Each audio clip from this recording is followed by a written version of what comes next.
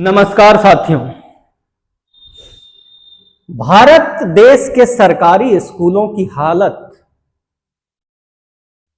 बद से बदतर होते चली जा रही है और इस देश की कई नहीं लगभग सारी राजनीतिक पार्टियां एक दो को छोड़ दिया जाए तो उन राजनीतिक पार्टियों का उद्देश्य है इस देश में युवाओं को, इस देश में बच्चों को, इस जेन अल्फा को, जेनजी को, इन लोगों को अशिक्षित रखना।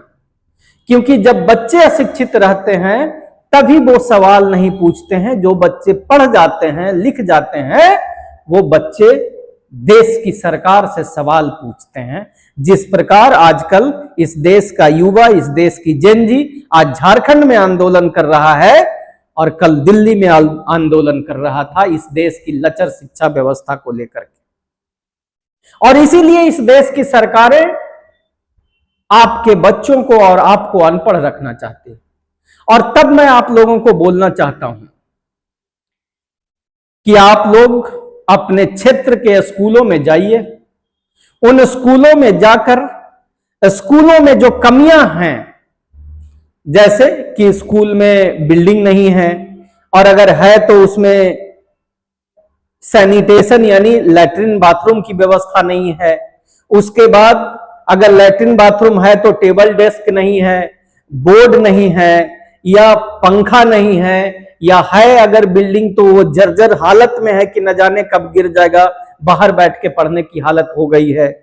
अगर ये सारी कमियां हैं और इसके बाद एक कमियां जो सबसे बड़ी कमियां कि अगर सब कुछ है, सारी व्यवस्थाएं और सुख सुविधाएं भी है और उसमें शिक्षक जिस मात्रा में होनी चाहिए अगर उतने शिक्षक नहीं हैं तो ये भी आप नोट कीजिए। क्योंकि मेरा ये बहुत प्रबल रूप से मानना है कि ये दीवारें हमारे बच्चों को शिक्षा नहीं दे देगी। मान लो कि कुछ राज्यों में अगर दीवारें बना भी दी गई है यानी बिल्डिंगें और सुख सुविधा बना भी दी गई हैं और स्कूल में शिक्षा जिस मात्रा में होनी चाहिए नहीं है, शिक्षक जितना होना चाहिए वो नहीं है, तो बच्चों को क्या दीवारें पढ़ा लेगी? वो टेबल बेंच और डेस्क पढ़ा लेगा? नहीं, शिक्षक का होना जरूरी है जितना स्टूडेंट हैं उस अनुपात में। तो इस समस्या को भी जरूर आप लोग नोट कीजिएगा। सिर्फ बिल्डिंग की बात मत कीजिएगा, व्यवस्थाओं की बात मत कीजिएगा, शिक्षा की बात जरूर आप अपने यहां नोट जरूर कीजिएगा कि किन किन चीजों की कमियां हैं हमारे बच्चों के स्कूलों में जहां हमारे बच्चे पढ़ने जाते हैं। वो लिस्ट बनाने के बाद आप लोग अपने क्षेत्र के, जैसे दिल्ली या यूनियन टेरिटरी जैसे जो क्षेत्र हैं, यहां पे वार्ड होता है, पार्षद जिसको बोलते हैं, गांव के एरिया में मुखिया होता है या कहीं पे उसी मुखिया को सरपंच कहते हैं, जो लगभग 12 से 14 यानी 10,000 के आबादी पे एक पंचायत बनाया जाता है। तो उस पंचायत के प्रमुख को आप लोग मिल करके ज्ञापन दीजिए या उसको साथ में ले जाकर के स्कूल दिखाइए और वो सारी समस्याओं को नोट कीजिए कि क्या क्या कमियां हैं जो नहीं होनी चाहिए थी, उसको दीजिए और उसको मजबूर कीजिए कि आप लोगों को अपने स्कूल की व्यवस्था को ठीक करनी है। ये काम आप जब करेंगे और अगर वो नहीं मानता है तो एक नई व्यवस्था जो भारत में कॉकरोच जनता पार्टी के नाम से जो एक सामाजिक संगठन है, उस संगठन को आप लोग लेटर लिखिए और भेजिए। कॉन्टैक्ट कॉकरोच जनता पार्टी करके .org करके उसका कुछ साइट है, आप लोग YouTube वगैरह पे सर्च करेंगे वो मिल जाएगा, उसको आप लोग भेजिए और प्रयास कीजिए कि आपके क्षेत्र के स्कूलों में कोई कमी न रह जाए। इसका दबाव आप अपने सरपंच पे, अपने मुखिया पे, अपने वार्ड पार्षद पे बनवाइए। क्योंकि आपको जान के हैरानी होगी कि 148 करोड़ आबादी वाले इस देश में अभी दिल्ली यूनिवर्सिटी में जब एडमिशन की प्रक्रिया चल रही थी तो उस यूनिवर्सिटी में बताया जा रहा है कि कई सारे पोस्ट हैं स्टूडेंट का वो सब्जेक्ट में स्टूडेंट ही नहीं आ रहे हैं, हिंदी में, संस्कृत में और न जाने कौन कौन विषयों में।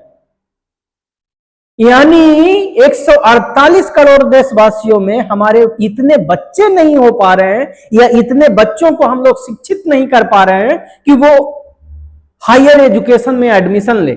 इसके लिए कौन जिम्मेदार है? जब स्कूल में बैठने की जगह नहीं होगी, शिक्षक नहीं होगा, पीने का पानी नहीं होगा और शौच करने की व्यवस्था नहीं होगी, वहां मिड डे मील, अभी आपने देखा उत्तर प्रदेश में मिड डे मील के नाम पे पानी पानी पानी पिलाया जा रहा था। तो जब सरकारें इस प्रकार से बेसिक एजुकेशन, प्राइमरी एजुकेशन को बर्बाद कर देगी तो हायर एजुकेशन में पहुंचेगा कौन? यह बड़ा गंभीर विषय है। तो आप लोगों को मैं ये बताना चाहता हूं कि ये दो चीज हो गई। तीसरी बात, जिस प्रकार से इस बार देश के जेनजी ने, देश के युवाओं ने नीट की परीक्षा में के लिए जिम्मेदार एजुकेशन मिनिस्टर का इस्तीफा लिया शांतिपूर्ण प्रदर्शन करके, और तब लिया जब मेन मीडिया सपोर्ट नहीं किया, जो आपके घर घर में टीवियों में चलता है। उन लोगों ने न्यूज में नहीं दिखाया जेनजी की लड़ाई, फिर भी ये लड़ाई लड़ी गई। किस माध्यम से लड़ा गया? सोशल मीडिया के नाम पर लड़ा गया, फेसबुक पे लड़ा गया, यूट्यूब पे लड़ा गया, इंस्टाग्राम पे लड़ा गया, या अन्य जो सोशल मीडिया प्लेटफॉर्म है उस पे लड़ा गया। तो तब मैं आप लोगों से एक निवेदन जरूर करूंगा कि ये जो जितने भी जब आप स्कूल विजिट करते हैं उसका वीडियो बनाइए, फेसबुक, यूट्यूब, इंस्टाग्राम, व्हाट्सएप जो भी आप चलाते हो उस पे जरूर डालिए, ताकि इस देश में जो बातचीत का जो सब्जेक्ट हो वो शिक्षा बन जानी चाहिए। जहां खोलो वहां शिक्षा का दिख रहा है, जहां खोलो वहां लोग अपनी स्कूल की व्यवस्थाओं में कमियों के बारे में बात कर रहे हैं। जहां देखो वहां बताया जा रहा है कि हमारे स्कूल में शिक्षक नहीं है, जहां देखो वहां बताया जा रहा है कि देखो शिक्षक स्कूल में कम और स्कूल से बाहर उनको क्लर्कियल काम के लिए ज्यादा भेजा जा रहा है।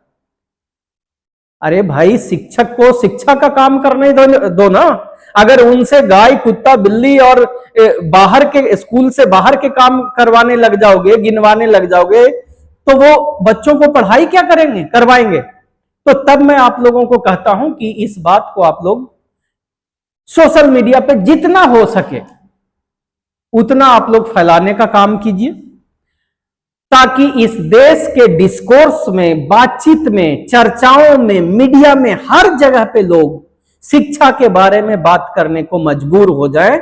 मेन मीडिया से उम्मीद ना भी रखो तो कोई फर्क नहीं पड़ता है, आप अपना काम करो। जब करोड़ों लोग लिखने लग जाएंगे स्कूलों की व्यवस्थाओं के बारे में, तो सब लोग इसके बारे में चर्चा शुरू करेंगे। और फिर जब इस देश में चुनाव होगा तो चुनाव का मुख्य मुद्दा शिक्षा होगा। आज तक जाति होती थी, आज तक हिंदू मुसलमान होता था, आज तक मंदिर मस्जिद होता था।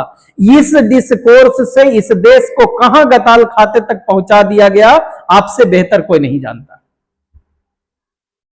पहले होता था कि चलो ये हो जाएगा, आज सब कुछ खराब हो गया, सब कुछ बर्बाद। तो जब शिक्षा की बात होना शुरू होगा तो चुनावों में शिक्षा ही डिस्कोर्स बनेगा और वही तय करेगा कि जो शिक्षा पे बात करेगा वही इस देश पे राज करेगा।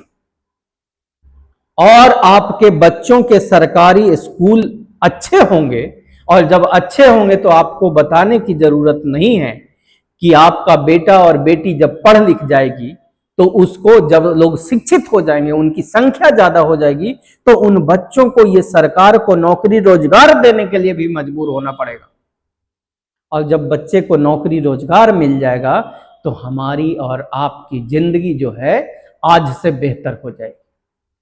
बात अच्छी लगे तो वीडियो को ज्यादा से ज्यादा लाइक, शेयर और सब्सक्राइब कीजिएगा, और आप अपने स्कूल में जाकर उसकी कमियों को लिखना और फेसबुक, यूट्यूब पे शेयर करना मत भूलिएगा। जय भारत।